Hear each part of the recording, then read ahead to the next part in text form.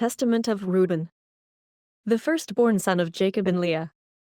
Chapter 2. Reuben continues with his experiences and his good advice.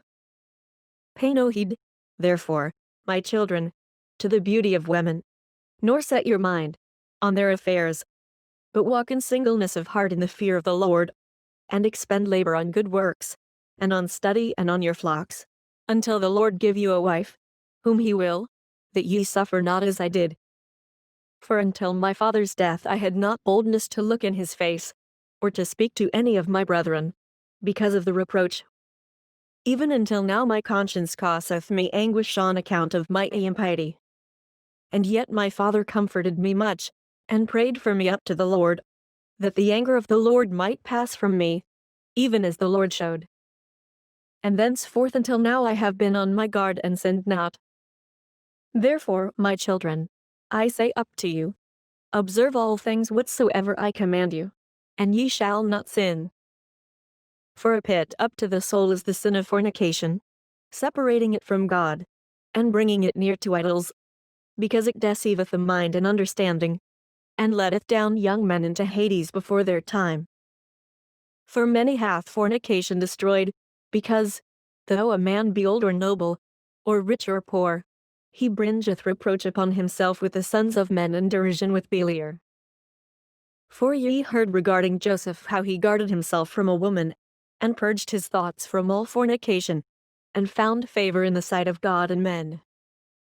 For the Egyptian woman did many things up to him, and summoned magicians, and offered him love potions, but the purpose of his soul admitted no evil desire. Therefore the God of your fathers delivered him from every evil and hidden death. For if fornication overcomes not your mind, neither can Beliar overcome you. For evil are women, my children, and since they have no power or strength over man, they use wiles by outward attractions, that they may draw him to themselves.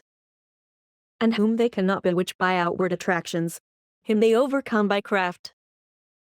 For moreover, concerning them, the angel of the Lord told me, and taught me, that women are overcome by the spirit of fornication more than men, and in their heart they plot against men, and by means of their adornment they deceive first their minds, and by the glance of the eye, instill the poison, and then through the accomplished act they take them captive.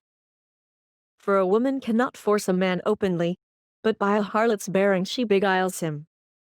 Flee, therefore, fornication, my children, and command your wives and your daughters, that they adorn not their heads and faces to deceive the mind, because every woman who useth these wiles hath been reserved for eternal punishment.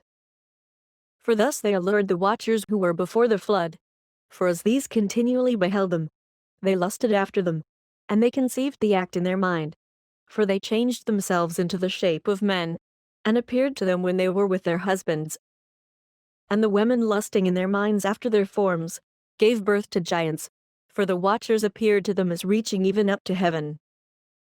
Beware, therefore, of fornication, and if you wish to be pure in mind, guard your senses from every woman.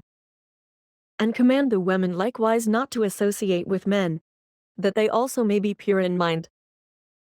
For constant meetings, even though the ungodly deed be not wrought, are to them an irremediable disease, and to us a destruction of Beliar and an eternal reproach. For in fornication there is neither understanding nor godliness, and all jealousy dwelleth in the lust thereof. Therefore, then I say up to you, ye will be jealous against the sons of Levi, and will seek to be exalted over them, but ye shall not be able. For God will avenge them, and ye shall die by an evil death. For to Levi God gave the sovereignty, and to Judah with him, and to me also, and to Dan and Joseph, that we should be for rulers. Therefore I command you to hearken to Levi, because he shall know the law of the Lord, and shall give ordinances for judgment, and shall sacrifice for all Israel until the consummation of the times, as the anointed high priest, of whom the Lord spake. I adjure you by the God of heaven to do truth each one up to his neighbor, and to entertain love each one for his brother. And draw ye near to Levi in humbleness of heart, that ye may receive a blessing from his mouth. For he shall bless Israel and Judah, because him hath the Lord chosen to be king over all the nation. And bow down before his seed, for on our behalf it will die in wars visible and invisible, and will be among you an eternal king. And Reuben died, having given these commands to his sons. And they placed him in a coffin until they carried him up from Egypt, and buried him in Hebron in the cave where his father was,